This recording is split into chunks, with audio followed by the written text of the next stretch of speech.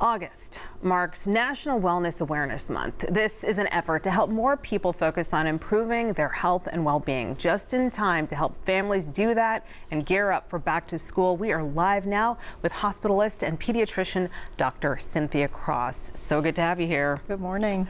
Yes, so wellness. I mean, that's a big word. What does that mean to parents during this time? Yeah. And guardians. When I think of wellness, I think of mind, body, and spirit. So things that nurture each of those, you know, healthy mind, starting a day with a positive attitude. If you're into prayer, you know, teaching your kids to pray or to meditate or to just have some quiet time to process things. We are so busy. We spend a lot of time just doing things, and sometimes it's just nice to be, to exist. To just be, oh my Just goodness, chill. I don't think I remember that. Right. Just chill.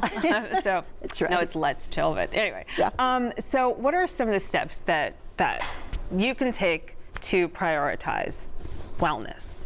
I think having a routine, so starting your day with a routine. I like to start mine with a little bit of quiet time, and then I get my workout in. And that sets the tone for my day. And throughout the day, I try to find some time to just reflect, take a few deep breaths, think about things, try not to get too stressed. I try to put myself in the problem-solving mode and trying to stay curious about why things are happening the way they are or why people are behaving the way they are, rather than being judgmental, just curiosity.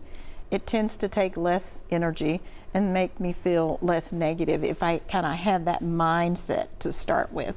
So that's the first thing I do, is just a ritual. Like, I didn't realize. Start it. Wow, I actually have one. I didn't realize it.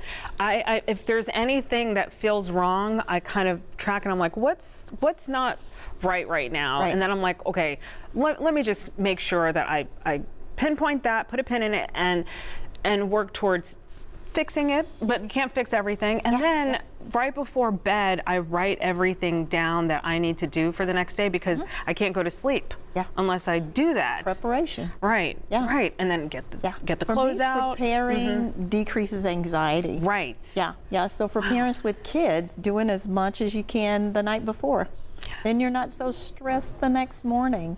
Try to get them up a little bit early.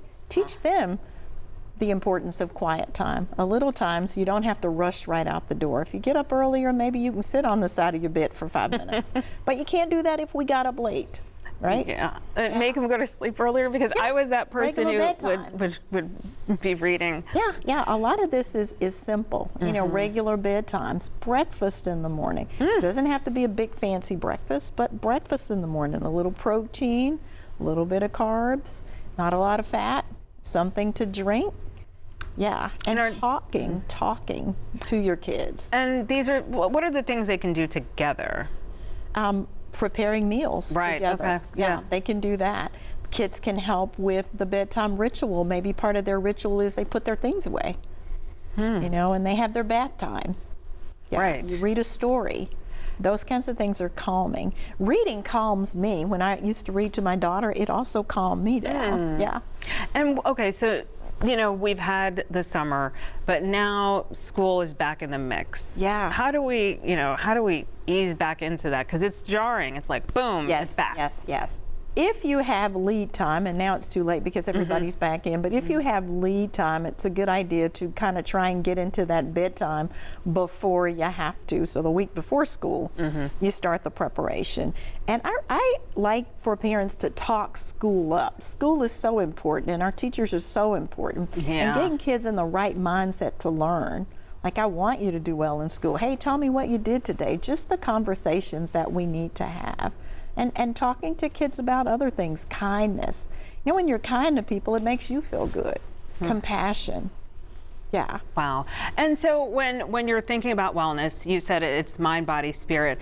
And so rituals, right? Yes. And then also, how do you execute it when you now have the school situation going on? You have other people who are kind of in the mix. The mix, and you know, you might have this plan, but then somebody else comes in, kind of takes you off. Yeah. Then as soon as you can, you get back on the plan. You have to give yourself grace with anything. It's like when we start a diet, right? You have a bad day. Doesn't mean you chunk the diet out of the window, right? Right. Yeah, but you get back on track. And maybe that distraction is going to be routine, so you incorporate that in. You know what? I know somebody who actually puts in pause in their calendar. I'm like, oh, okay, Yeah, just smart. pause. All right. Yeah. Well, we have You Inspired our Live at 9 question of the day, and the voting is underway. Here's where we stand right now. What is your biggest back to school wellness goal?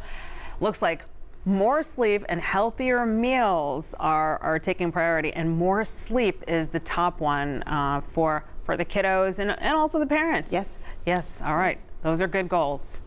Thank you so much.